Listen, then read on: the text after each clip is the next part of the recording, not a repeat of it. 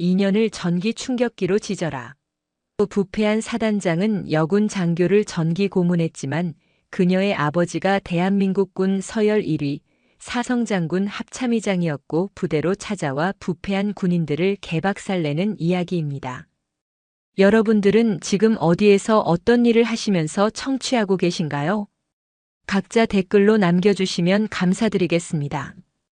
영상 시청하시기 이전에 구독과 좋아요 부탁드립니다. 저희에게 큰 힘이 됩니다.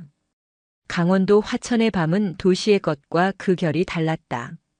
빛을 삼키는 어둠은 더욱 짙었고 산짐승의 울음소리가 섞인 칼바람은 더욱 날카로웠다. 대한민국 육군 제27보병사단 통칭 이기자 부대의 밤은 그 중에서도 가장 깊고 차가운 어둠에 잠겨 있었다. 이 계집년이 아직도 정신을 못 차렸어. 먼지 쌓인 낡은 창고 안 귀를 찢는 고함과 함께 육중한 군홧발이 한 여자의 복부를 후려쳤다. 컥 하고 비명조차 삼키는 소리와 함께 바닥을 구르니는 이 부대 소속의 강유리 중이었다.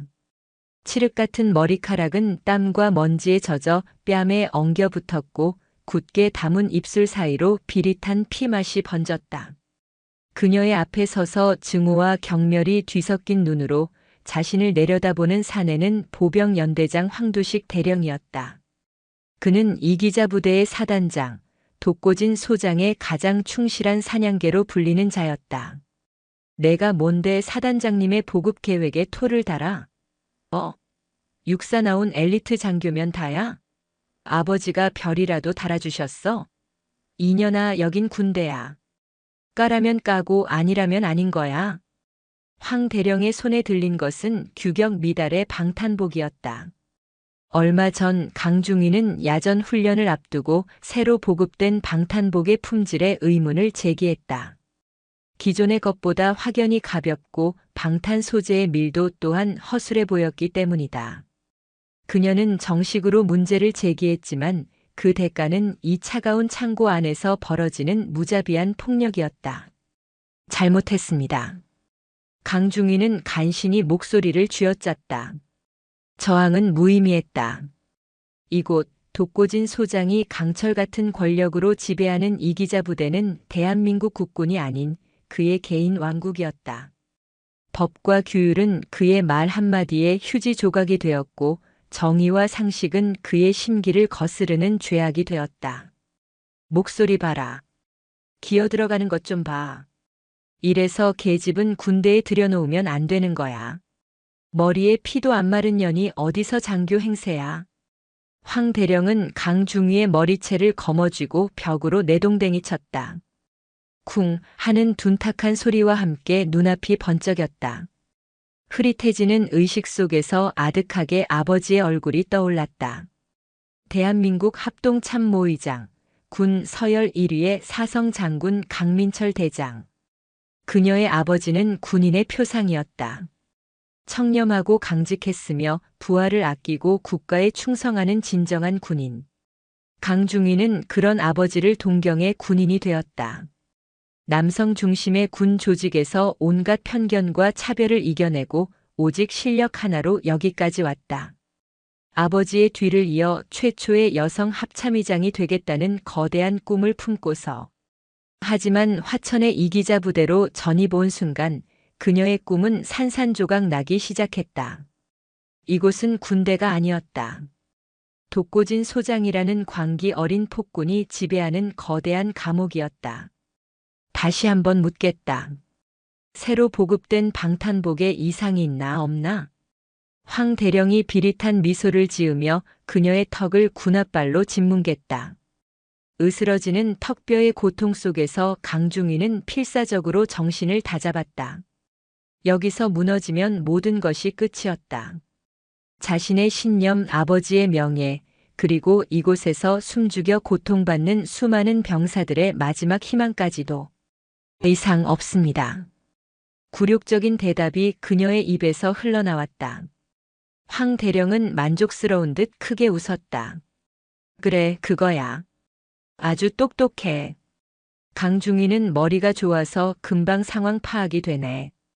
그럼 앞으로도 그 똑똑한 머리로 처신 잘하라고. 알겠나? 대답을 강요하는 그의 눈빛에 강중위는 희미하게 고개를 끄덕였다. 황 대령은 마지막으로 그녀의 어깨를 툭툭 치고는 창고 문을 나섰다. 쾅 하고 쇠문이 닫히는 소리와 함께 완벽한 어둠과 정적이 찾아왔다. 강중위는 한참 동안이나 차가운 시멘트 바닥에 엎드려 있었다. 온몸의 뼈마디가 비명을 질렀고 터진 입술과 찢어진 이마에서 흘러내린 피가 바닥을 적셨다. 하지만 육체적인 고통보다 더 그녀를 괴롭힌 것은 심장을 도려내는 듯한 절망감과 자기 혐오였다. 불의에 타협하고 폭력에 굴복한 스스로가 한없이 부끄러웠다. 아버지의 얼굴을 볼 면목이 없었다. 하지만 그녀는 알고 있었다. 지금 자신에게 남은 유일한 무기는 시간과 기억뿐이라는 것을. 오늘 겪은 이 모든 굴욕과 고통, 독고진과 그의 수하들이 저지르는 모든 만행을 낱낱이 기억하고 새겨두어야 했다. 언젠가 이 철옹성을 무너뜨릴 그날을 위해. 힘겹게 몸을 일으킨 강중위는 비틀거리며 창고를 나섰다. 살을 애는 화천의 밤바람이 상처를 스치자 지독한 통증이 밀려왔다. 그녀는 이를 악물고 자신의 숙소가 있는 장교 막사로 향했다. 그 누구에게도 이 상처를 들켜서는 안 되었다. 특히 곧 있을 아버지와의 면회에서는. 싸늘한 공기가 감도는 독신 장교 숙소. 강유리 중위는 욕실 거울 앞에 서서 자신의 모습을 물끄러미 바라보았다. 입술은 터져 흉하게 부어올랐고 광대뼈 주변은 시퍼렇게 멍들어 있었다. 황 대령이 군화로 짓밟은 복부와 옆구리는 옷을 들추지 않아도 욱신거리는 통증으로 존재감을 드러냈다. 그녀는 능숙하게 화장품을 꺼내 들었다. 파운데이션을 평소보다 두껍게 펴바르고 컨실러로 멍자국을 세심하게 가렸다. 군인이 된 이후 전투 위장 말고는 해본 적 없는 정성스러운 화장이었다. 이 모든 것은 단 한 사람을 속이기 위함이었다. 똑똑우. 방문을 두드리는 소리에 강중위의 어깨가 움찔거렸다. 강중위님, 저 한지훈 일병입니다. 익숙한 목소리에 긴장이 조금 풀렸다. 그녀는 서둘러 옷매무새를 가다듬고 문을 열었다. 문 앞에는 어수룩해 보이는 얼굴의 한지훈 일병이 걱정스러운 눈빛으로 서 있었다. 괜찮으십니까? 어젯밤에 연대장님이 찾으신다고. 한 일병은 말을 잇지 못하고 강중위의 얼굴을 살폈다. 아무리 화장으로 가렸지만 부어오른 입술과 미세한 표정 변화까지 감출 수는 없었다. 강중위는 애써 미소를 지었다. 별일 아니었어. 그냥 서류 관련해서 확인하실 게 있다고 하시더군. 한지훈 일병. 그는 강중위가 이 부대에 처음 전입 왔을 때부터 유독 그녀를 잘 따랐던 행정병이었다. 어리숙해 보이는 외모와 달리 그는 누구보다 눈치가 빠르고 정의감이 강한 청년이었다. 그리고 그는 알고 있었다. 이 부대가 얼마나 썩어 문드러졌는지를. 이거. 한 일병이 주위를 살피며 작은 물건을 강중위의 손에 쥐어주었다. 차가운 금속의 감촉. 엄지 손톱만 한 USB 메모리였다. 지난번 말씀드렸던 자료들 전부 백업해 두었습니다. 사단장님이 건설업체랑 짜고 군납 비리 저지른 증거입니다. 불량 방탄복 납품 계약서 사본도 안에 있습니다. 강중위의 심장이 세차게 뛰었다. 한지훈 일병은 위험을 무릅쓰고 독고진 사단장의 비리 증거들을 몰래 모으고 있었다. 발각되면 어떤 꼴을 당할지 불 보듯 뻔한 일이었다. 지훈아, 이건 너무 위험해. 만약 걸리기라도 하면. 괜찮습니다. 한 일병은 단호하게 말했다. 누군가는 해야 할 일입니다. 강중위님이라면 이걸 어떻게 사용해야 할지 아실 거라 믿습니다. 그의 눈빛은 굳건했다. 죽음의 공포가 지배하는 이곳에서도 희망의 불씨는 꺼지지 않았음을 증명하는 눈빛이었다. 강중위는 USB를 강하게 움켜쥐었다. 이것은 단순한 데이터가 아니었다. 한 젊은 병사의 목숨과 맞바꾼 정의의 칼날이었다. 고맙다. 정말 고맙다. 그때 복도 끝에서 요란한 군화 소리가 들려왔다. 황두식 대령이었다. 한 일병은 재빨리 고개를 숙여 경례하고는 자신의 자리로 돌아갔다. 황 대령은 의심스러운 눈초리로 두 사람을 훑어보더니 이내 강중위에게 다가와 비아냥거렸다. 어이 강중위, 오늘 면회 있다며? 꼴이 말이 아닌데 아버지가 보시면 뭐라고 하시겠어? 딸내미 군 생활 편하게 해달라고 뇌물이라도 싸들고 오시려나? 조롱 섞인 말투에 강중위는 주먹을 꽉 쥐었다. 손안에 USB가 날카롭게 파고들었다. 신경 써주셔서 감사합니다, 연대장님. 하, 신경? 내가 니년 따위한테 신경 쓸 것 같아? 똑바로 해. 아버지 백 믿고 까불다간 진짜 골로 가는 수가 있어. 알았어? 황 대령은 경고를 남기고 사라졌다. 강중위는 차오르는 분노를 억누르며 면회실로 향했다. 면회실 창 너머로 낡은 트럭 한 대가 위병소를 통과하는 것이 보였다. 곧이어 허름한 작업복 차림의 중년 사내가 차에서 내렸다. 검게 그을린 얼굴과 투박한 손마디. 영락없는 막노동꾼의 모습이었다. 하지만 강중위는 알 수 있었다. 저 투박한 손이 얼마나 따뜻한지, 저 무뚝뚝한 얼굴 뒤에 얼마나 깊은 사랑이 숨겨져 있는지. 아버지. 그녀는 자신도 모르게 나직이 아버지를 불렀다. 대한민국 군 통수권자를 제외하고는 가장 높은 자리에 있는 사람, 합동참모의장 강민철 대장. 그는 딸을 만나기 위해 군 최고 지휘관의 위용을 모두 벗어던지고 평범하고 늙은 아버지의 모습으로 이곳 화천까지 달려왔다. 면회실에 들어선 강민철 대장은 딸의 얼굴을 보자마자 굳어졌다. 애써 감추려 한 얼굴의 상처와 그보다 더 짙게 드리워진 눈가의 그늘을 그는 단번에 알아차렸다. 유리야, 얼굴이 왜? 넘어졌어요, 야간 훈련하다가. 아시잖아요, 저 좀 칠칠치 못한 거. 강중위는 준비했던 거짓말을 능청스럽게 내뱉으며 웃어 보였다. 하지만 강민철 대장의 눈은 속일 수 없었다. 평생을 군에서 보내며 수많은 부하들의 눈빛을 봐온 그였다. 딸의 눈동자 깊은 곳에 숨겨진 공포와 절망을 그는 똑똑히 읽었다. 많이 힘드냐? 아버지가 던진 무심한 한마디에 강중위의 가슴속에서 무언가 왈칵 무너져 내렸다. 금방이라도 눈물이 터져 나올 것 같았다.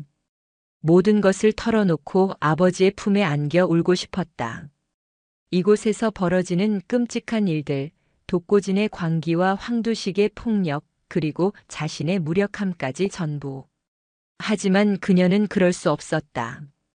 이것은 그녀 스스로 선택한 길이었고 스스로 이겨내야 할 싸움이었다. 아버지에게 기댔다가는 영원히 강민철 대장의 딸로만 남게 될 터였다. 아니요. 괜찮아요. 할만해요. 전 육군 중위 강유리인걸요. 그녀는 환하게 웃어 보였다. 딸의 그 미소가 강민철 대장의 심장을 더욱 아프게 파고들었다. 그는 더 이상 묻지 않았다. 대신 투박한 손으로 딸의 손을 가만히 잡아주었다. 그 어떤 위로의 말보다도 따뜻한 온기가 딸의 상처 입은 마음에 스며들었다. 면회 시간은 짧았다. 돌아가는 아버지의 뒷모습을 보며 강중위는 조용히 눈물을 삼켰다. 아버지의 낡은 트럭이 부대 정문을 빠져나가자마자 그녀의 무전기에서 차가운 목소리가 흘러나왔다. 강중위, 지금 즉시 사단장실로 오도록. 독고진 소장의 호출이었다. 불길한 예감이 온몸을 휘감았다. 손안에 굳게 쥔 USB에서 차가운 냉기가 피어오르는 듯 했다. 제27사단장실은 독고진 소장의 권력을 상징하는 공간이었다. 거대한 원목 책상과 벽면을 가득 채운 각종 훈장, 그리고 그의 뒤에 걸린 필사즉생 골육지정이라는 액자는 섬뜩한 위압감을 풍겼다. 부하들을 사지로 내몰고 그들의 피와 살을 취해 자신의 배를 불리는 독고진에게 골육지정은 한낱 위선적인 장식품에 불과했다.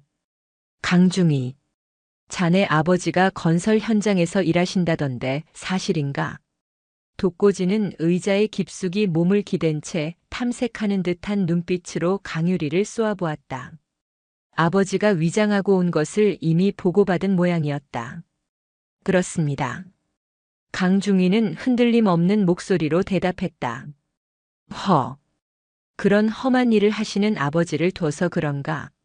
자네 맷집이 아주 좋아. 어젯밤에 황 대령한테 좀 맞았다던데 멀쩡해 보이는군. 그의 입가에 잔인한 미소가 걸렸다. 그는 모든 것을 알고 있었다. 강중희가 불량 군수품에 대해 문제를 제기한 것, 그로 인해 황 대령에게 폭행을 당한 것, 그리고 오늘 아버지를 만나고 온 것까지. 사단장님, 용건이 무엇일지 여쭙고 싶습니다. 강중희는 조금도 물러서지 않고 그의 눈을 똑바로 쳐다보았다. 그녀의 당당한 태도가 독고진의 심기를 건드렸다. 그는 자리에서 일어나 천천히 강중희에게 다가왔다. 이 어린 년이 아직도 상황 파악이 안 되나 보군. 독고진의 손이 강중희의 뺨을 후려쳤다. 짝 하는 파열음과 함께 강중희의 고개가 돌아갔다. 화장으로 겨우 가렸던 멍자국 위로 선명한 손자국이 겹쳐졌다. 내년 우리 부대에 스파이로 들어왔지? 그렇지? 어느 놈 지시를 받고 내 뒤를 캐고 다니는 거냐? 독고진은 광기에 찬 눈으로 고함을 질렀다. 그는 자신의 비리가 언제 탄로 날까 전전긍긍하며 편집증적인 의심에 사로잡혀 있었다.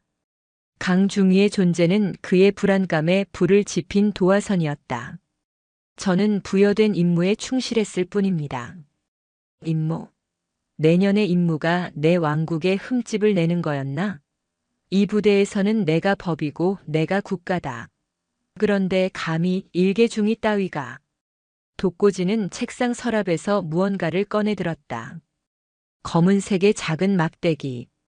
군용 전기 충격기였다.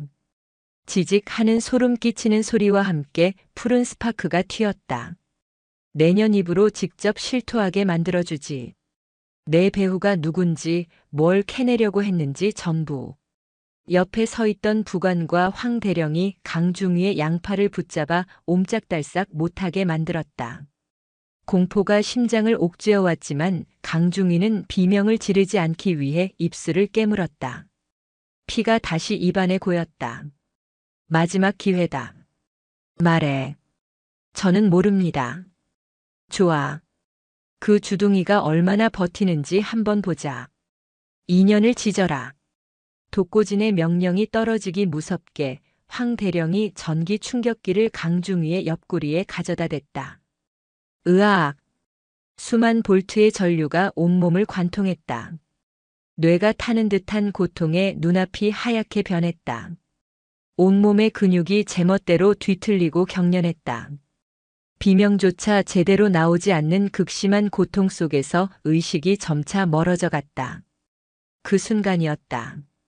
쾅으! 사단장실의 문이 거칠게 열어젖혀졌다. 핏발선 눈으로 고개를 돌린 독고진의 눈에 들어온 것은 감히 사단장의 허락도 없이 문을 박차고 들어온 통신장교였다. 그의 얼굴은 새하얗게 질려 있었다. 사단장님, 큰일 났습니다. 이 미친 새끼가. 누가 함부로 문을 열라고 했어. 독고진이 통신장교의 멱살을 잡으려던 찰나 통신장교가 다급하게 외쳤다. 합참의장 지시입니다. 전군의 천둥이 발령되었습니다. 천둥. 그 단어를 듣는 순간 독고진의 얼굴이 급격하게 굳어졌다.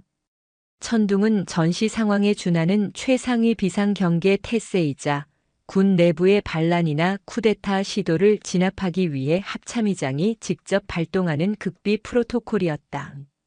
발동 즉시 합참의장의 지휘를 받는 특수부대가 목표 지점을 완벽하게 장악하고 그곳의 모든 지휘 계통을 무력화시킨다. 뭐라고? 천둥? 지금이 전시 상황도 아닌데 무슨 천둥이야. 독고진이 현실을 부정하며 소리치는 사이 창밖에서 심상치 않은 소리가 들려오기 시작했다. 육중한 헬리콥터의 프로펠러 소리, 궤도 차량이 아스팔트를 긁는 굉음, 그리고 수많은 군합발이 일사불란하게 움직이는 소리. 독고진과 황 대령이 창가로 달려갔다. 그들의 눈에 들어온 것은 경악스러운 광경이었다. 칠흑 같은 어둠을 뚫고 검은 베레모를 쓴 육군 특수전 사령부 요원들이 레페를 타고 사단 본부 건물로 쏟아져 내리고 있었다. 사단 전체는 이미 K1의 전차와 K9 자주포로 무장한 수도기계 화보병사단 맹호부대에 의해 물샐 틈 없이 포위된 상태였다. 이기자 부대의 모든 통신망은 완벽하게 차단되었고 부대는 거대한 섬처럼 고립되었다. 이게 무슨... 독고진의 목소리가 염소처럼 떨려 나왔다. 그때 사단장실 문이 다시 열리고 이번에는 검은 특전복 차림의 장교가 들어섰다. 그의 어깨에는 빛나는 대령 계급장이 달려 있었다. 그는 쓰러져 있는 강중위를 한번 쳐다본 뒤 독고진에게 얼음장처럼 차가운 목소리로 말했다. 합동참모본부 직할 특수임무대 대장이다. 지금 이 시간부로 제27사단에 대한 모든 지휘권은 합참의장이 직접 통제한다. 그리고 그는 굳어버린 독고진 소장을 향해 선언했다. 독고진 소장, 당신을 국가반란죄 및 초병살해 미수, 직권남용, 군용물 횡령 등의 혐의로 긴급 체포한다. 그 순간 멀리서 낡은 트럭 한 대가 포위된 사단 본부 건물 앞으로 다가와 멈춰섰다. 그리고 그 차에서 허름한 작업복을 입었던 중년의 사내가 천천히 내렸다. 그가 입고 있는 옷은 바뀌지 않았지만 그의 눈빛은 완전히 달라져 있었다. 평범한 아버지의 온화한 눈빛이 아닌 수만 대군을 호령하는 최고 지휘관의 서슬 퍼런 눈빛으로 대한민국 국군 의장대 사열을 받으며 천천히 걸어오는 그의 앞을 특수임무대 요원들이 달려와 길을 열었다. 그리고 그들은 일제히 그 낡고 허름한 작업복을 입은 사내를 향해 완벽한 거수 경례를 올렸다. 사단장실 창문으로 그 모습을 지켜보던 독고진의 얼굴에서 핏기가 완전히 사라졌다. 그는 방금 전 강유리 중위가 아버지라 부르던 그 사내의 얼굴을 똑똑히 기억하고 있었다. 저 저자는 광기 어린 폭군의 철옹성은 그렇게 소리 없이 무너져 내리고 있었다. 진짜 폭풍이 이제 막 화천에 상륙한 참이었다. 독고진 소장의 눈에 비친 세상이 소리를 잃고 흑백으로 변해갔다. 방금 전까지 자신의 발 아래에서 개처럼 떨던 통신장교 쥐새끼처럼 짓밟았던 강유리 중위, 그리고 자신의 말 한마디에 설설기던 황두식 대령의 얼굴이 아득하게 멀어졌다. 그의 시선은 오직 한 곳, 사단 본부 건물 앞으로 당당히 걸어 들어오는 저 허름한 작업복 차림의 사내에게 고정되어 있었다. 강민철, 대한민국군 서열 1위, 현존하는 최강의 군인. 자신이 감히 막노동꾼이라 비웃었던 딸의 면회를 온 초라한 아버지. 거짓말. 독고진의 입에서 쉰 목소리가 새어나왔다. 현실 감각이 붕괴하는 느낌이었다. 이곳은 자신의 성이었다. 자신의 허락 없이는 파리 한 마리도 날아다닐 수 없는 철옹성이었다. 그런데 감히 합참의장이라는 자가 일개 사단을 급습하기 위해 전군 비상 프로토콜을 발동하고 최정예 특임대와 기갑사단까지 동원했단 말인가. 도대체 왜? 그때 그의 뇌리 속에서 흩어져 있던 퍼즐 조각들이 섬광처럼 맞춰졌다. 강유리 중위. 유독 굽히지 않던 꼿꼿한 눈빛. 어딘가 기품이 느껴졌던 말투. 그리고 그녀의 성씨 강. 합참의장 강민철의 성 또한 강씨였다. 설마. 독고진의 얼굴이 공포를 넘어 경악으로 물들었다. 자신이 그토록 증오하고 짓밟았던 애송이 여군 장교가 바로 저 사자의 단 하나뿐인 혈육이란 말인가.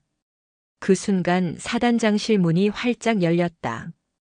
방금 전 그를 체포하겠다고 선언했던 특임대 대령이 길을 열었고 그 뒤로 강민철 합참의장이 모습을 드러냈다. 허름한 작업복은 그의 위용을 조금도 가리지 못했다. 오히려 평생을 전장에서 다져진 강철 같은 기세와 뒤섞여 마치 검을 숨긴 고수처럼 형언할 수 없는 압박감을 뿜어냈다. 그의 시선은 독고진을 향하지 않았다. 그는 곧장 방 한 구석에 쓰러져 있는 자신의 딸에게로 향했다. 전기 충격의 여파로 가늘게 경련하며 신음하는 딸의 모습이 그의 눈에 들어온 순간 사단장실의 온도가 급격하게 떨어지는 듯했다. 의무팀. 강민철 의장의 나직하지만 얼음처럼 차가운 한마디에 뒤따라온 군의관과 의무병들이 재빨리 강중위에게 달려가 상태를 살폈다. 그는 딸의 곁에 조용히 무릎을 꿇었다.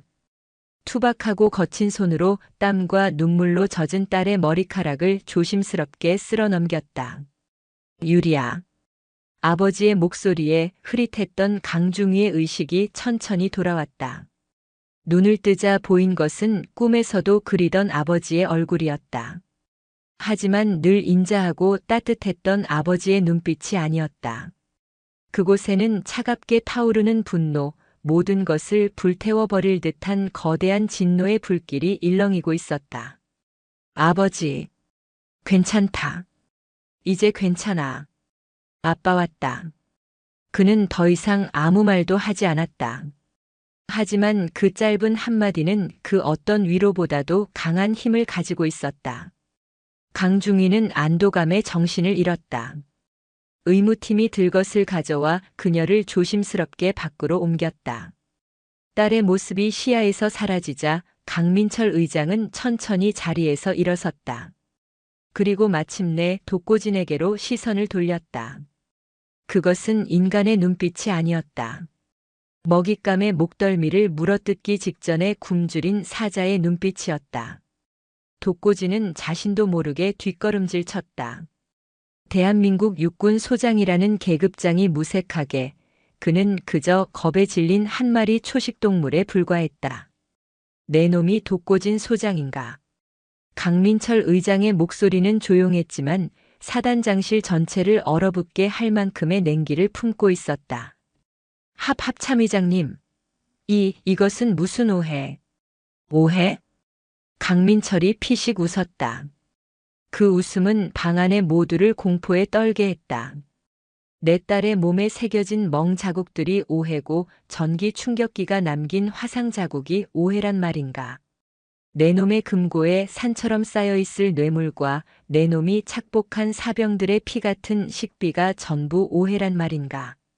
벼락 같은 고함에 독고진의 몸이 경직됐다. 그는 이미 모든 것을 알고 있었다. 내 놈의 왕국 놀이는 끝났다. 지금 이 순간부터 내 놈이 입고 있는 군복과 어깨에 달린 계급장은 내 놈의 죄를 가리기 위한 수위에 불과하다는 사실을 똑똑히 알려주지. 강민철은 옆에 서 있던 특임대 대령에게 턱짓을 했다. 저놈의 주둥이에서 개 짖는 소리가 더 나오지 않도록 당장 계급장을 떼고 포승줄로 묶어라. 그리고 저놈의 충실한 개새끼도 함께. 그의 시선이 하얗게 질려 사시나무 떨듯 떨고 있는 황두식 대령에게 향했다. 황 대령은 그 자리에 주저앉아 버렸다. 살려주십시오. 저는 그냥 시키는 대로. 시끄럽다. 특임대 요원들이 일사불란하게 움직였다. 한 요원이 독고진의 어깨에 붙어있던 소장 계급장을 거칠게 뜯어냈다. 치익 하는 소리와 함께 그의 자존심과 권력의 상징이 바닥으로 내동댕이 쳐졌다. 또 다른 요원들은 황두식 대령의 팔을 꺾어 뒤로 돌리고 차가운 수갑을 채웠다. 영원할 것 같았던 그들의 권세가 단 몇 분 만에 무너져 내리는 순간이었다. 독고진은 마지막 발악을 했다. 이건 월권행위요. 합참의장이라도 일개 사단장을 이렇게 대할 순 없어. 나는 군법에 따라 정식으로 재판을 받을. 재판? 강민철의 눈이 번뜩였다. 물론 받게 될 것이다. 내 놈과 내 놈의 끈아풀들이 저지른 모든 죄악을 낱낱이 밝혀 가장 고통스러운 방식으로 죗값을 치르게 될 테니 기대하도록. 그는 독고진의 귓가에 악마처럼 속삭였다.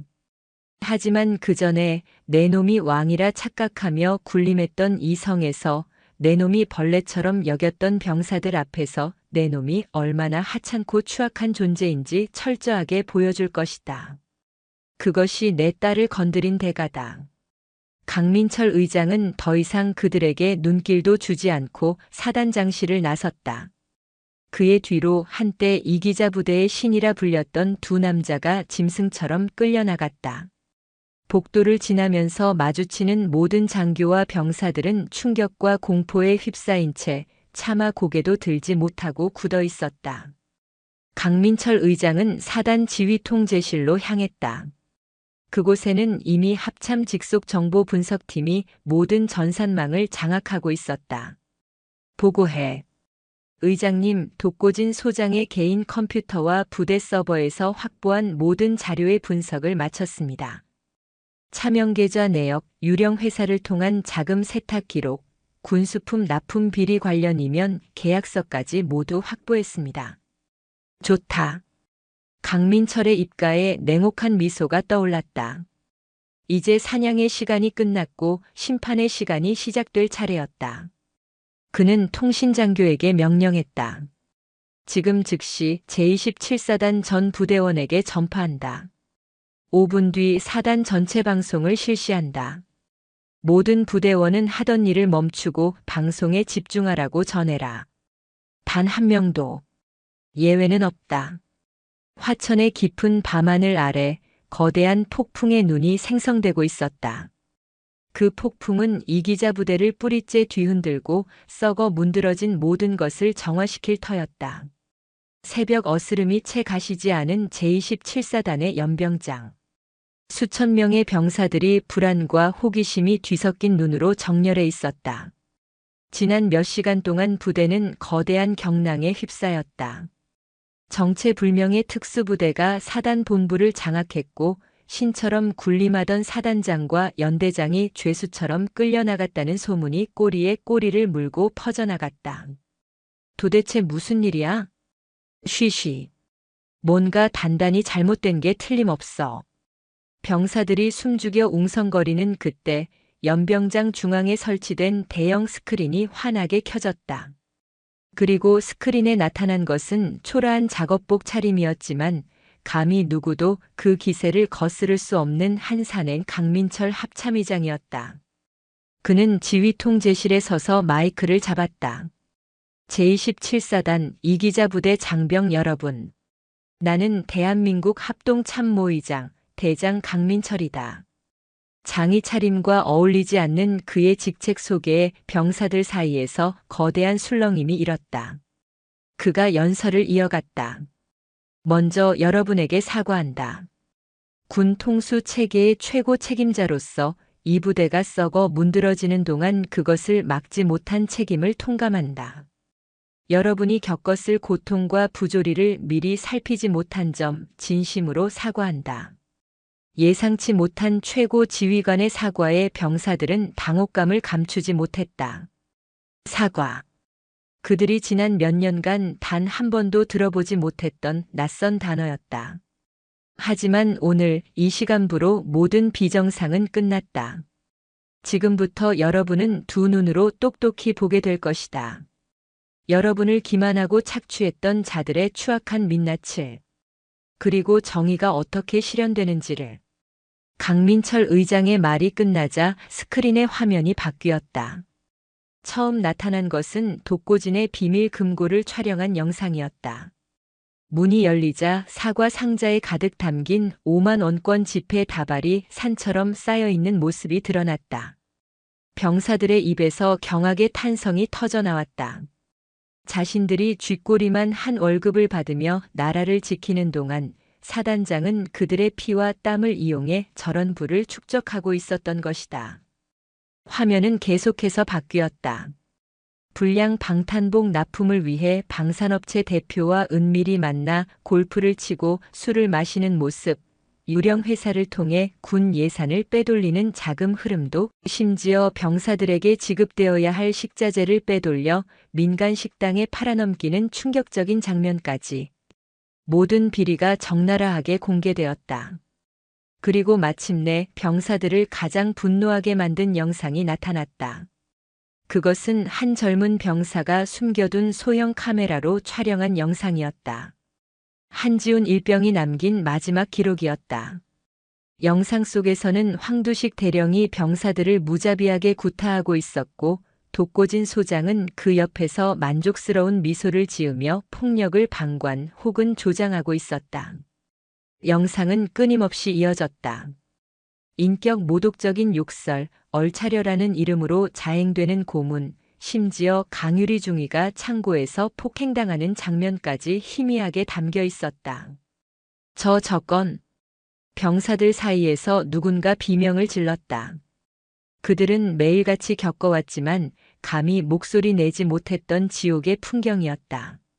자신들의 고통이, 동료의 아픔이 저렇게 생생한 증거로 남아 있었다. 이 모든 증거는 여러분의 동료였던 고 한지훈 일병이 목숨을 걸고 남긴 것이다. 강민철 의장의 침통한 목소리가 연병장에 울려 퍼졌다. 한지훈 일병은 불의에 침묵하지 않았고, 자신의 안위보다 동료와 군의 명예를 먼저 생각한 진정한 군인이었다. 그는 얼마 전 불량 방탄복 성능 시험 훈련 중 예견된 사고로 순직했다. 이것은 명백한 살인이다.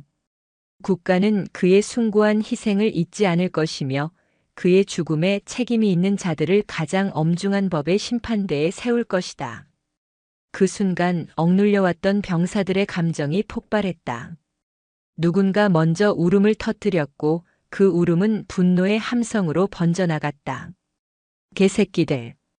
독고진을 죽여라! 한지훈 일병을 살려내라! 수천 명의 함성은 거대한 파도가 되어 화천의 골짜기를 뒤흔들었다. 두려움에 갇혀있던 침묵의 댐이 마침내 무너져 내린 것이다. 바로 그때 지휘통제실의 문이 열리고 포승줄에 묶인 독고진과 황두식이 특임대 요원들에게 끌려 들어왔다. 강민철 의장은 그들을 연병장이 내려다 보이는 창가로 끌고 갔다.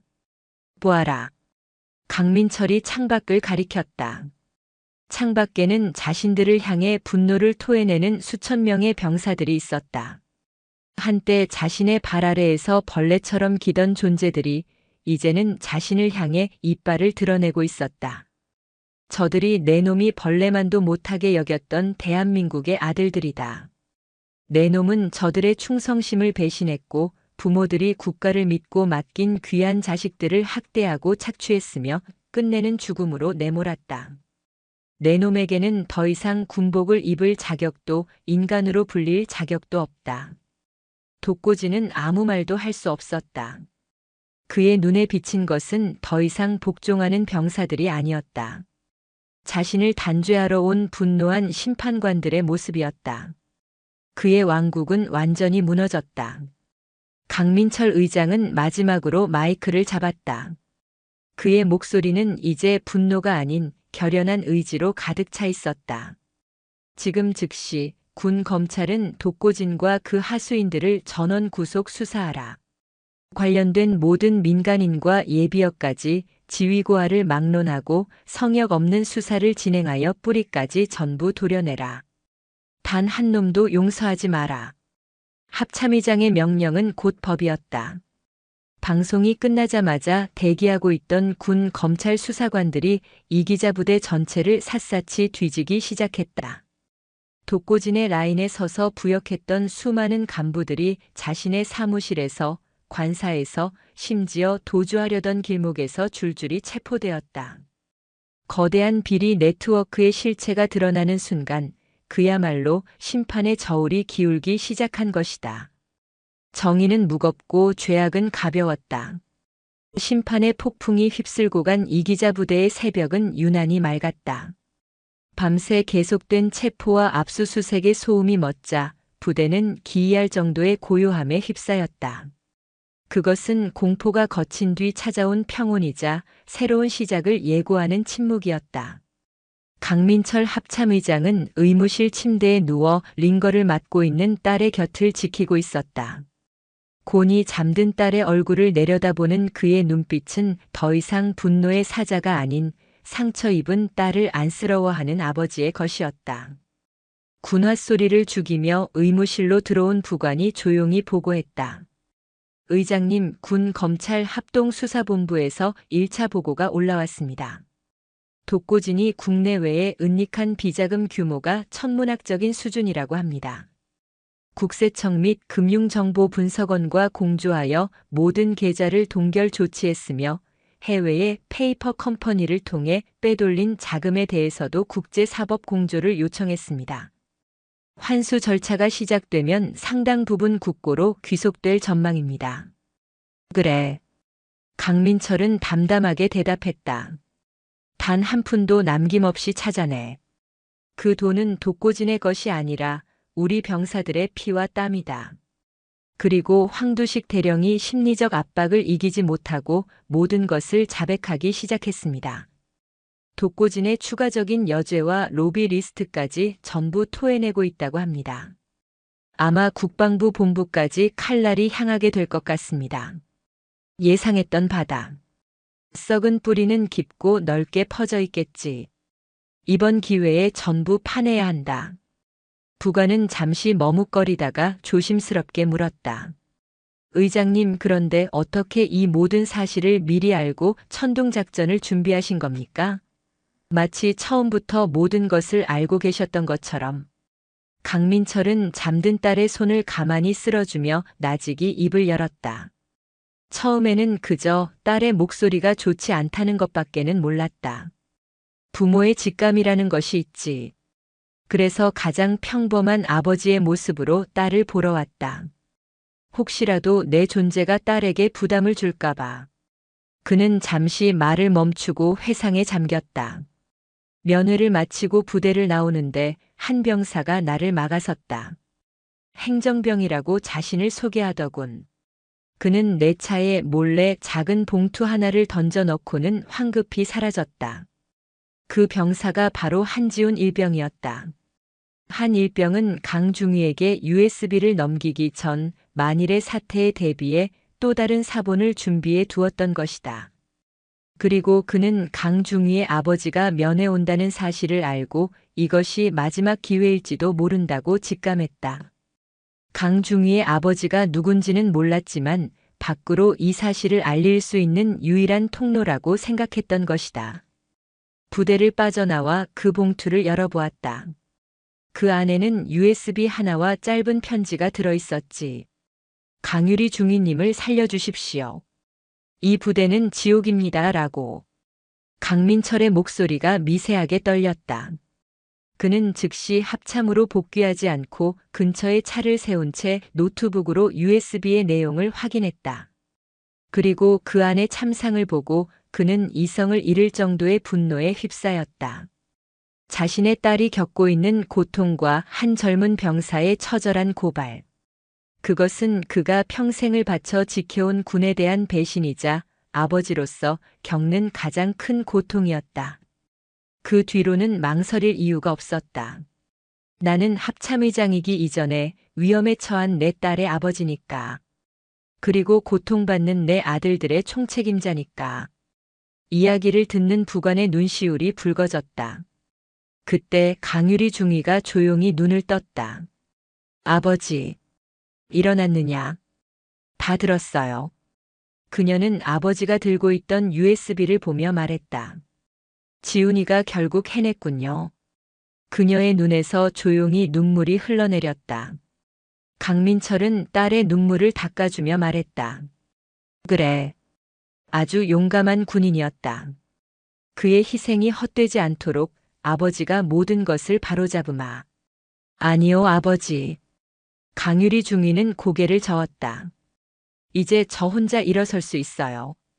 아버지는 합참의장으로서의 일을 하세요. 저는 강유리 중위로서 제가 해야 할 일을 하겠습니다. 그녀의 눈빛은 더 이상 나약하지 않았다.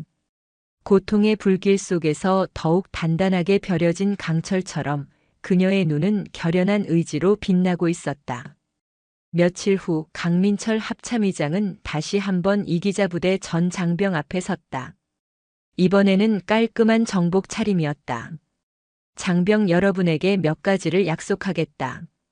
그의 목소리는 연병장 전체에 힘차게 울려 퍼졌다. 첫째, 독고진 일당이 불법적으로 축제한 모든 재산은 환수하여 전액 이기자 부대 장병들의 복지 개선을 위해 사용될 것이다. 낡은 막사는 허물고 최신식 생활관을 지을 것이며 여러분의 식단은 당장 내일부터 호텔 뷔페가 부럽지 않은 수준으로 바뀔 것이다. 불량 군수품은 모두 폐기하고 여러분의 생명을 지킬 수 있는 최고의 장비들로 교체하겠다. 와! 병사들 사이에서 우레와 같은 함성이 터져나왔다.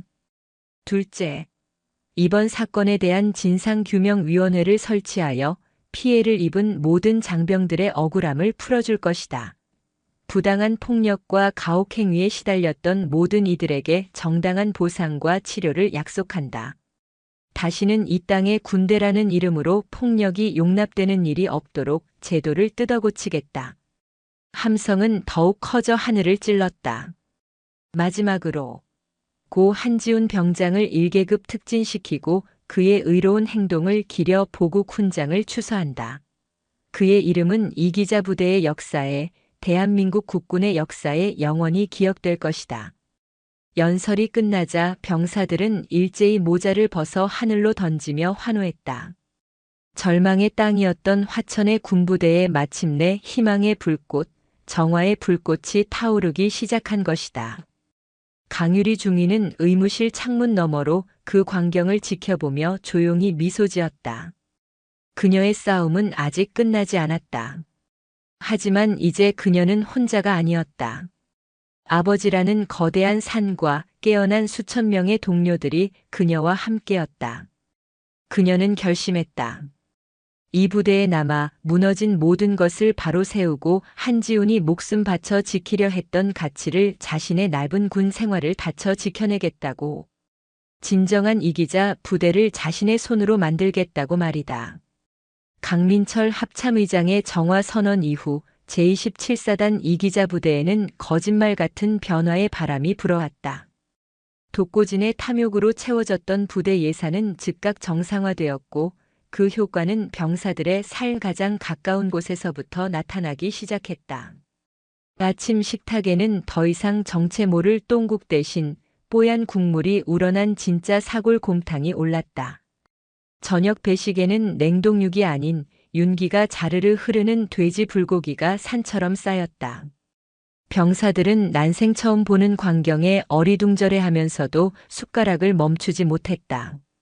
누군가는 허겁지겁 밥을 삼키다 말고 뜨거운 눈물을 뚝뚝 흘렸다.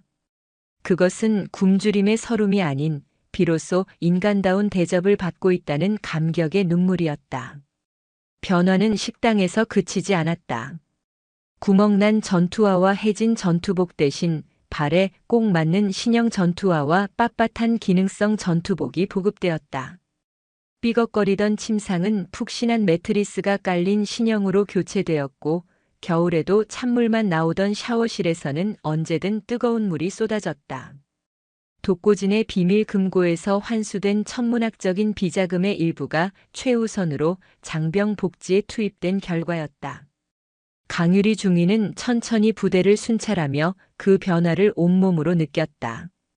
병사들의 얼굴에서 오랫동안 드리워져 있던 공포와 체념의 그늘이 걷히고 그 자리에 희미하게 남아 활기와 희망이 깃들기 시작했다. 그녀를 마주치는 병사들은 더 이상 고개를 숙이지 않았다. 대신 어색하면서도 진심이 담긴 목소리로 충성을 외쳤다. 그들의 눈빛에는 강중위에 대한 존경과 신뢰가 담겨 있었다. 그녀는 단순한 합참의장 딸이 아닌 자신들을 지옥에서 구해준 영웅이자 함께 싸워나갈 전우였다. 하지만 강중위는 알고 있었다. 이것은 시작에 불과하다는 것을. 독사의 머리는 잘렸지만 그 거대한 몸뚱이는 여전히 꿈틀거리며 부패의 독을 내뿜고 있었다. 독고진이라는 괴물을 키워낸 시스템의 뿌리는 국방부 깊숙한 곳까지 뻗어 있었다. 그녀의 예감은 틀리지 않았다. 폭풍이 몰아친 지 일주일째 되던 날, 검은색 고급 세단 여러 대가 이기자 부대 위병소를 통과했다. 국방부 직할 감사실 소속의 감사단이 도착한 것이다. 그들을 이끌고 온 사람은 감사실장 최철규 소장이었다. 최 소장은 희끗희끗한 머리를 단정하게 빗어 넘기고 한치의 흐트러짐 없는 각 잡힌 군복을 입고 있었다. 온화해 보이는 미소와 나긋나긋한 말투를 가졌지만 그의 눈빛은 속을 알 수 없는 차가운 유리구슬 같았다. 그는 독고진과는 다른 종류의 인간이었다. 노골적인 폭력과 탐욕 대신 합법과 절차라는 세련된 칼을 휘두르는 자였다. 최 소장은 부대에 도착하자마자 군 검찰로부터 사건 지휘권을 이양받았다. 명분은 보다 공정하고 체계적인 조사를 위한 상급 부대의 개입이었지만 그 저희는 뻔했다. 군 전체로 비리가 확산되는 것을 막고 적당한 선에서 꼬리를 자르려는 속셈이었다. 그는 가장 먼저 강유리 중위를 찾았다. 사단장실이었던 곳은 임시 감사실로 바뀌어 있었다. 독고진의 호화로운 집기들은 모두 치워지고 삭막한 철제 캐비닛과 책상만이 자리를 채우고 있었다. 강중위, 그간 마음고생이 심했겠군. 최 소장은 직접 내린 원두커피를 건네며 인자한 미소를 지었다. 하지만 강중위는 조금도 경계를 풀지 않았다. 괜찮습니다. 군인으로서 당연히 겪어야 할 시련이었다고 생각합니다. 허허, 역시 강민철 의장님의 따님다워. 보통 내기가 아니야. 하지만 강중위, 이제 그만 무거운 짐을 내려놓아도 좋네. 최 소장은 본격적으로 본론을 꺼냈다. 강중위의 공로는 국방부 전체가 인정하고 있네. 하지만 이 사건은 이제 일개 야전 장교가 감당하기에는 너무 커져버렸어. 국방부 최고 전문가들로 구성된 우리 감사실에서 모든 것을 철저하게 파헤치고 바로잡을 걸세. 그러니 강중위는 이제 편한 곳으로 가서 그동안의 상처를 치유하는 게 어떻겠나? 마침 국방부 본부에 좋은 자리가 하나 났는데. 그것은 회유이자 교묘한 압박이었다. 사건의 중심에 있는 그녀를 이곳에서 떼어내 진실을 덮으려는 수작이었다. 강중위는 말없이 커피잔을 내려놓았다. 그리고 조금도 흔들림 없는 눈으로 최 소장을 정면으로 응시했다. 감사실장님, 제 시련은 아직 끝나지 않았습니다. 무슨 뜻인가? 저는 이 부대를 떠날 생각이 없습니다. 고 한지훈 병장의 죽음을 목격한 증인이자 독고진의 폭정을 온몸으로 겪은 피해자로서 이 사건의 진실이 한 점의 의혹도 없이 밝혀지는 것을 제 눈으로 똑똑히 지켜봐야겠습니다. 그것이 살아남은 자의 의무라고 생각합니다. 강중위, 최 소장의 목소리에 처음으로 날이 섰다. 이건 군의 명예가 걸린 문제야. 자네의 영웅 심리가 일을 더 복잡하게 만들 수 있다는 생각은 안 해봤나? 군 조직의 생리를 아직 잘 모르는 모양인데 때로는 적당히 덮고 가는 것이 모두를 위한 길일 수도 있네. 그 모두에 억울하게 죽어간 한지훈 병장과 고통받은 수많은 병사들도 포함되는 것입니까? 강중위의 서슬퍼런 반박에 최 소장의 얼굴이 순간 굳어졌다. 그는 더 이상 온화한 미소를 유지할 수 없었다. 그의 차가운 민낯이 드러나는 순간이었다. 후회할 텐데. 강중위, 자네의 아버지가 합참의장이라고 해서 모든 것을 자기 뜻대로 할 수 있다고 생각하면 큰 오산이야. 이 조직은 자네가 생각하는 것보다 훨씬 더 거대하고 복잡한 곳이니까. 그것은 명백한 협박이었다. 감사실장이라는 직위를 이용해 사건을 축소, 은폐하고 만약 방해할 경우 어떤 불이익을 받게 될지 암시하는 발언이었다. 강중위는 자리에서 일어섰다. 저는 후회하지 않습니다. 후회해야 할 사람들은 진실을 덮으려는 자들입니다. 그녀는 조금의 망설임도 없이 돌아섰다. 감사실을 나오는 그녀의 등 뒤로 최 소장의 싸늘한 시선이 비수처럼 날아와 꽂혔다. 그날 이후 부대의 분위기는 미묘하게 바뀌기 시작했다. 국방부 감사실의 조사는 지지부진했다. 독고진의 핵심 측근 몇몇을 구속하는 선에서 수사는 더 이상 확대되지 않았다. 그가 상납했다는 로비 리스트에 대한 조사는 시작조차 되지 않았고 불량 군수품을 납품했던 방산업체는 형식적인 압수수색만 받은 채 수사선상에서 제외되었다. 병사들의 복지는 개선되었지만 부조리의 근본적인 원인을 뿌리 뽑으려는 움직임은 보이지 않았다. 마치 거대한 태풍이 지나간 자리에 아무 일도 없었다는 듯 다시 이끼가 끼기 시작하는 것과 같았다. 강유리 중위는 깨달았다. 진짜 싸움은 지금부터라는 것을. 독고진이라는 괴물은 사라졌지만 그 괴물을 만들어낸 시스템이라는 더 거대한 적이 그녀의 앞에 모습을 드러낸 참이었다. 그녀는 더 이상 혼자 싸울 수 없었다. 그녀는 자신과 뜻을 함께할 동지를 찾아야만 했다. 밤이 깊은 연병장, 홀로 순찰을 돌던 강중위의 뒤로 누군가 조용히 다가왔다. 돌아본 그곳에는 이기자 부대 주임원사인 독사라 불리는 백상호 원사가 서 있었다. 그는 독고진의 폭정 아래에서도 꿋꿋이 자신의 자리를 지키며 남몰래 병사들을 챙겨왔던 숨은 의인이었다. 중위님, 혹시 도움이 필요하십니까? 백원사의 눈빛은 모든 것을 알고 있다는 듯 깊고 단단했다. 강중위는 그 눈빛에서 희망을 보았다. 그녀는 혼자가 아니었다. 국방부 감사실장 최철규 소장이 이기자 부대에 내려온 이후 정의 구현이라는 뜨거웠던 구호는 서서히 그 빛을 잃어갔다. 수사는 철저히 통제되었고 언론에는 군 내부의 자정 능력을 통해 성공적으로 부패를 척결했다는 식의 홍보성 기사만이 흘러나왔다. 독고진과 그의 핵심 수하 몇몇을 희생양 삼아 거대한 비리 커넥션의 몸통은 그대로 보존하려는 움직임이 노골적으로 드러났다. 강유리 중위는 매일 밤 잠을 설쳤다.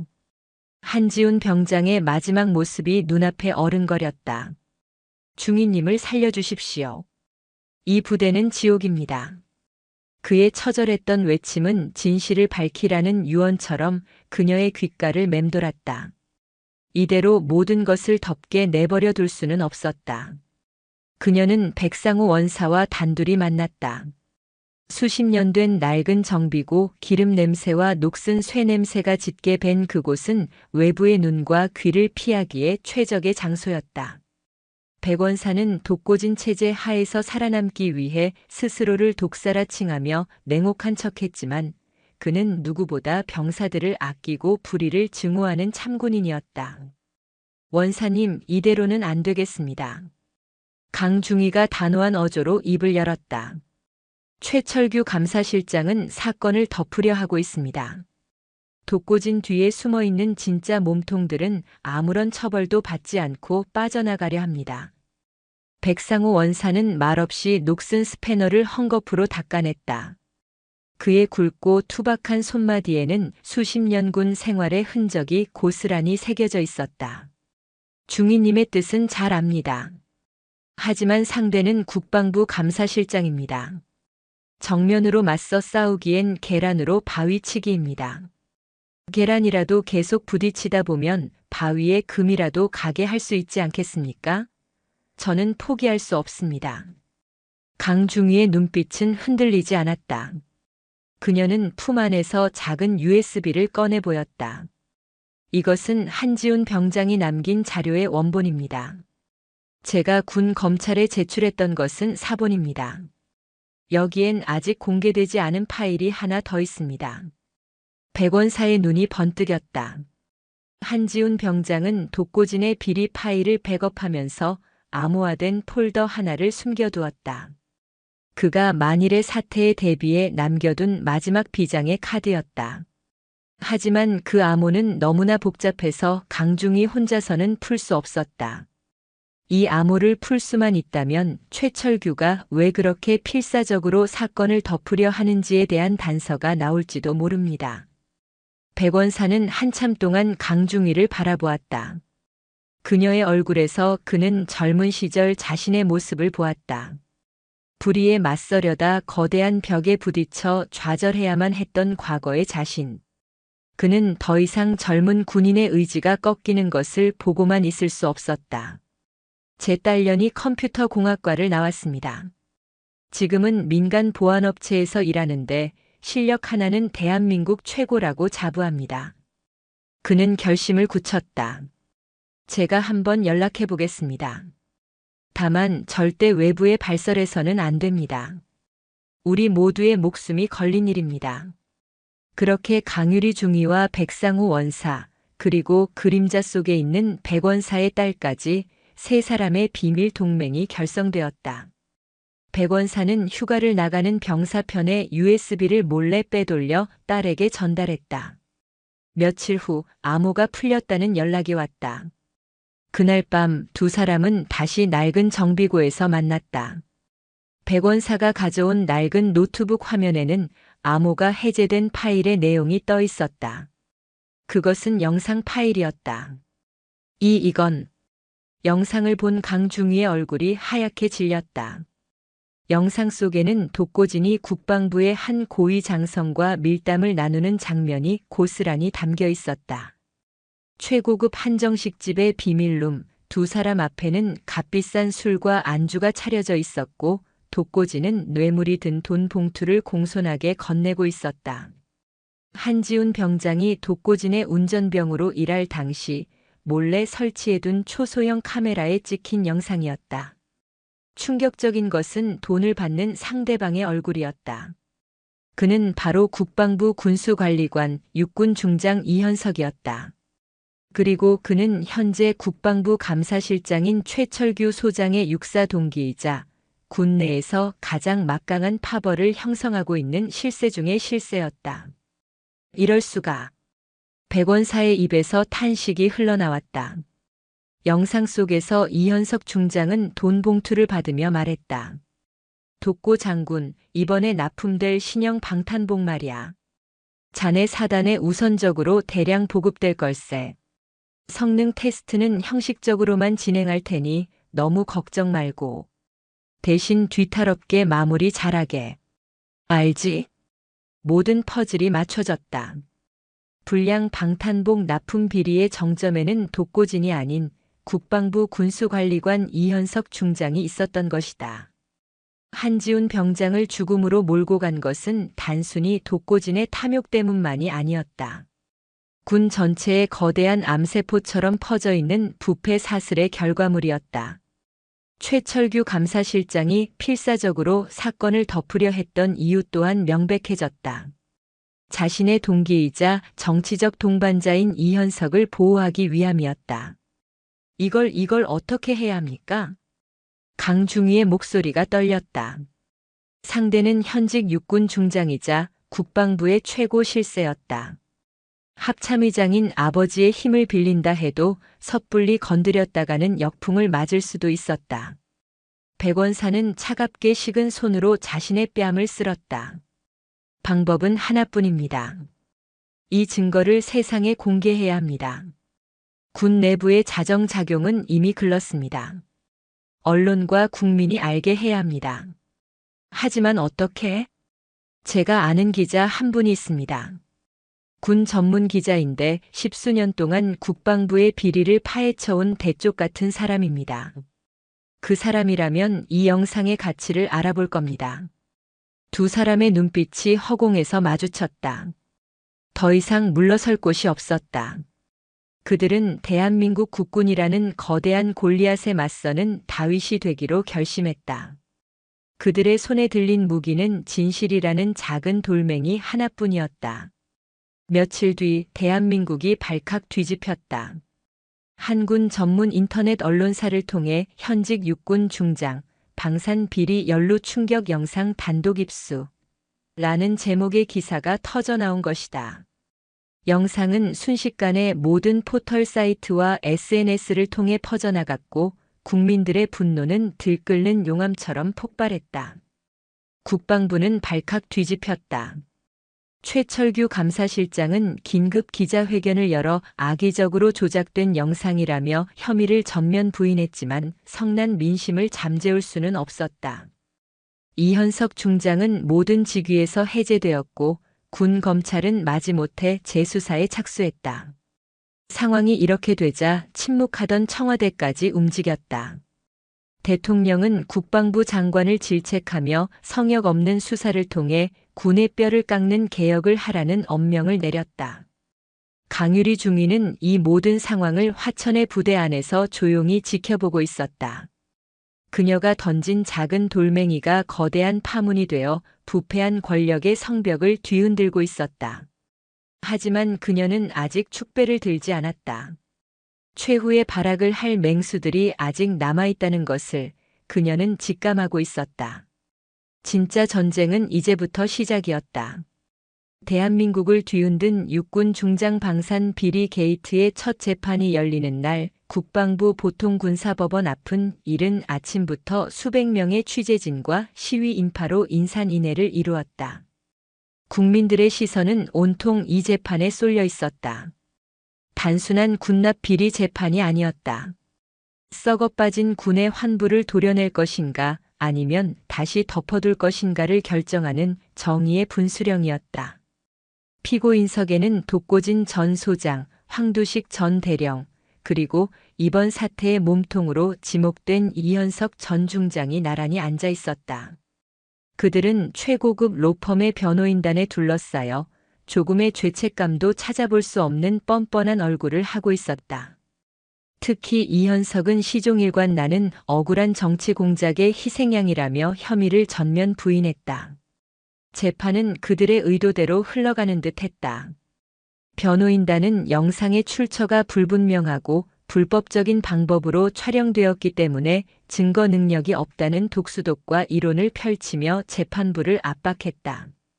군 검찰은 성난 여론에 떠밀려 수사를 진행했지만 보이지 않는 외압 속에서 결정적인 추가 증거를 확보하지 못한 채 무기력한 모습을 보였다. 방청석 한편에서 강유리 중위는 굳은 얼굴로 재판을 지켜보고 있었다. 그녀의 옆에는 백상우 원사가 침통한 표정으로 앉아 있었다.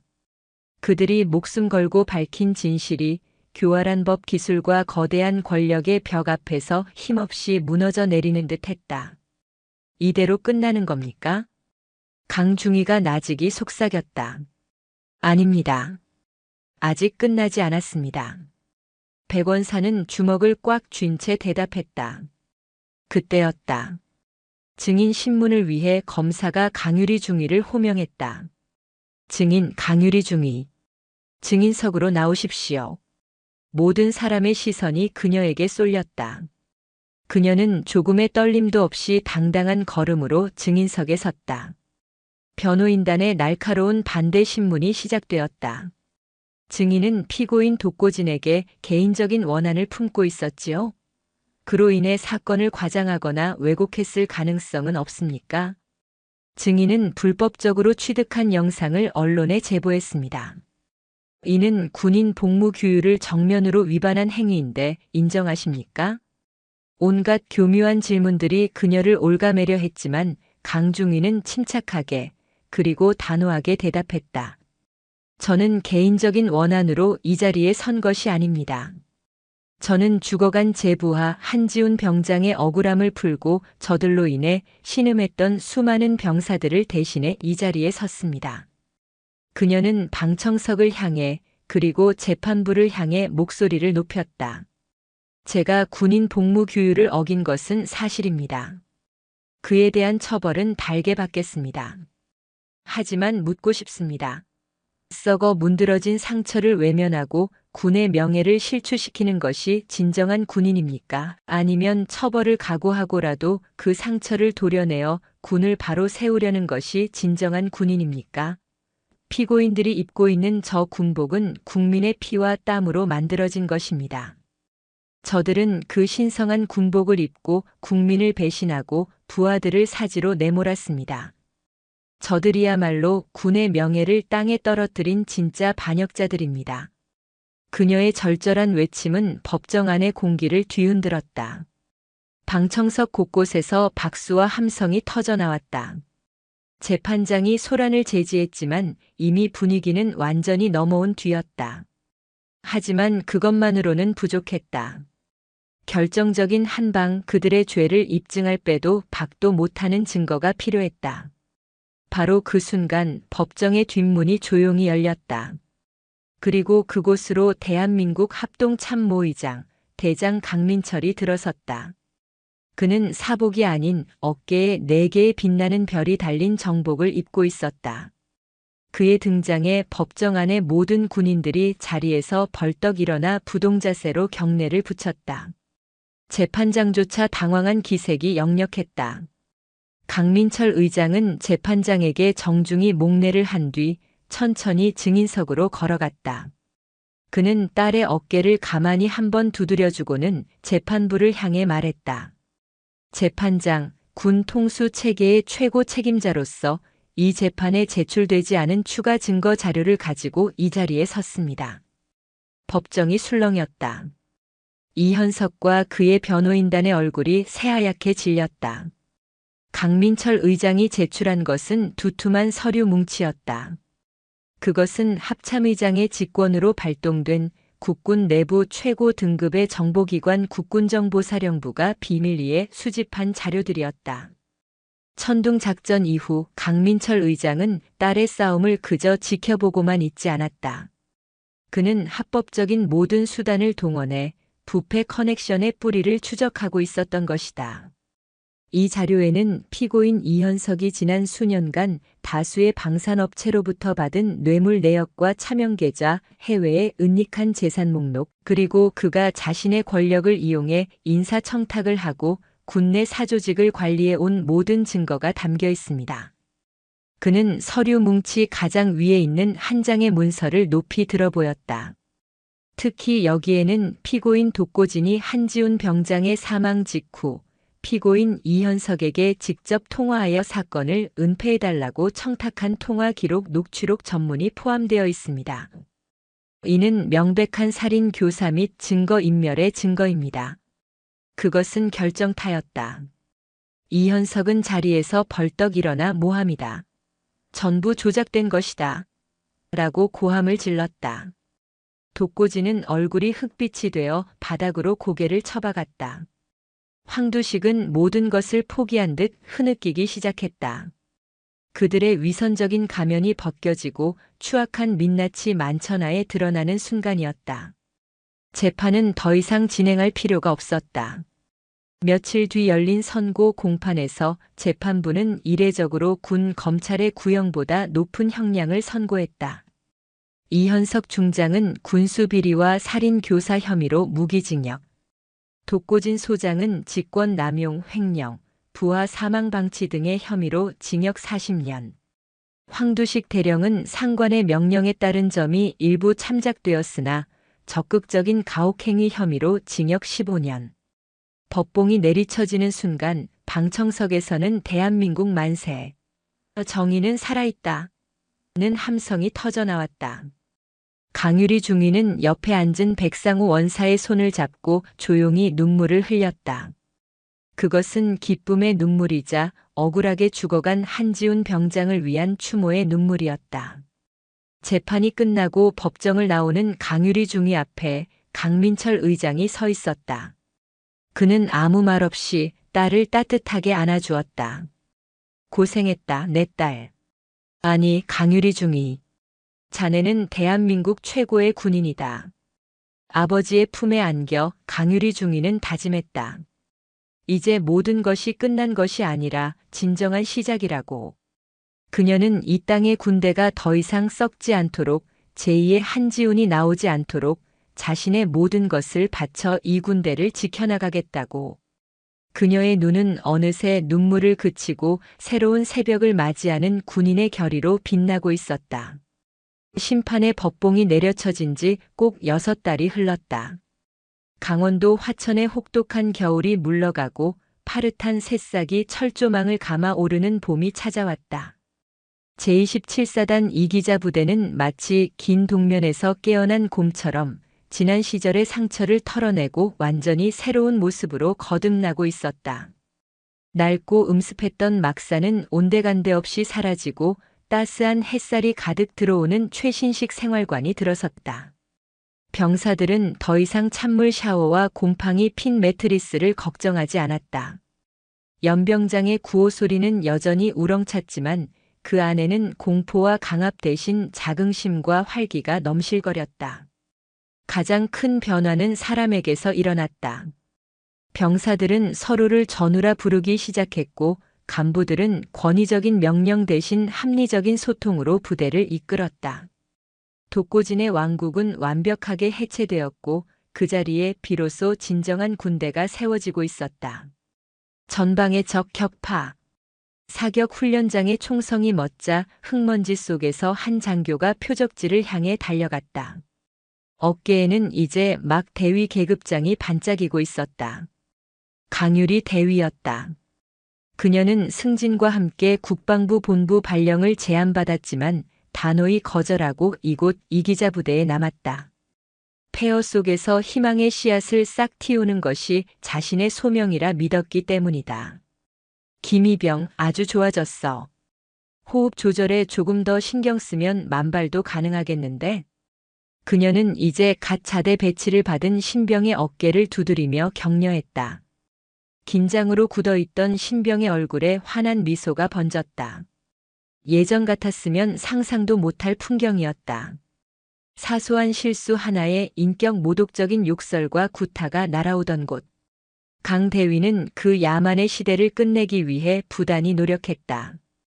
그녀는 훈련에서는 그 누구보다 엄격한 지휘관이었지만 훈련이 끝나면 가장 먼저 병사들에게 다가가 귀를 기울이는 따뜻한 선임이었다. 그녀가 주도하여 부대 내의 소원술이라는 이름의 낡은 제도는 폐지되었다.